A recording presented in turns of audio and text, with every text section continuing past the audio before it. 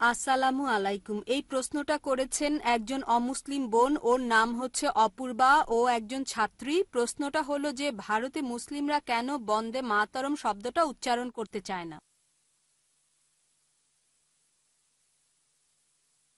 বোন, আপনি প্রশ্ন করলেন যে ভারতে মুসলিমরা কেন বন্দে মাতরম শব্দটা উচ্চারণ করতে চায় না।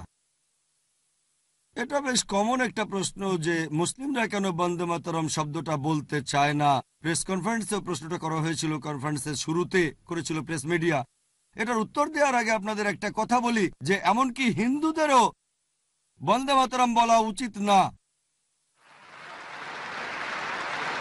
কারণ যদি গানটা শোনেন, লিখেছিলেন বঙ্কিম চট্টোপাধ্যায়, বন্দে মাতরম মানে আমি কুর্নিশ করছি আমার মাতৃভূমিকে। বন্দে মাতরম শব্দটা এই গানে মোট 3 বার আছে। আর কথা আগেও বলেছি যে বেদের কথা অনুযায়ী এখানে স্পষ্ট বলা আছে, যজুর্বেদ অধ্যায় নম্বর 32 অনুচ্ছেদ 3, এছাড়া শ্বেতসূত্র উপনিষদ অধ্যায় 4 অনুচ্ছেদ 19, মহান ঈশ্বরের কোনো প্রতিমূর্তি নেই, তার কোনো প্রতিমা নেই, কোনো ফটোগ্রাফ নেই, কোনো ছবি নেই, কোনো পোর্ট্রেট নেই, কোনো ভাস্কর্য নেই, কোনো মূর্তি নেই। তাহলে দেশকে উপাসনা করার প্রশ্ন আসছে কোত্থেকে? একজন হিন্দু যদি তাদের ধর্মগ্রন্থ বেদ সম্পর্কে জানে, সে কখনোই বন্দে মাতরম বলবে না।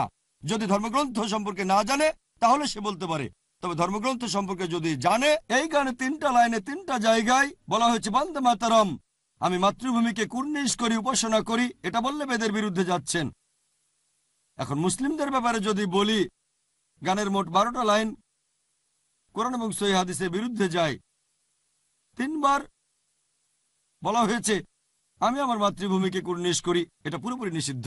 ইসলাম ধর্মে আমরা কুর্নিশ করি শুধুমাত্র আল্লাহ সুবহানাহু ওয়া তাআলাকে। আমরা মুসলিমরা যদি আমাদের দেশের আইন সৃষ্টিকর্তার আইনের বিরুদ্ধে না যায়, আমরা সে আইন মেনে চলব। আমরা দেশকে ভালোবাসি, দেশকে সাহায্য করতে চাই, দেশটাকে উন্নত করতে চাই, প্রয়োজন হলে সত্যের খাতিরে দেশের জন্য জীবনও দিতে প্রস্তুত। তবে আমরা উপাসনা করতে পারবো না, কারণ আমরা উপাসনা করি শুধুমাত্র আল্লাহ তাআলার। শুধুমাত্র আল্লাহ তাআলার ইবাদত করা উচিত। আর এই দেশে স্রষ্টাকে আল্লাহ, সর্বশক্তিমান ঈশ্বর। তাহলে আমরা কেন সৃষ্টির উপাসনা করব? আমরা উপাসনা করব স্রষ্টাকে, সৃষ্টিকে নয়। আর এছাড়াও বন্দে মাতরম গানে কিছু কথা আছে, দেশকে বিভিন্ন দেবদেবীর সাথে তুলনা করা হয়েছে, লক্ষ্মীর কথা আছে, দুর্গার কথা আছে।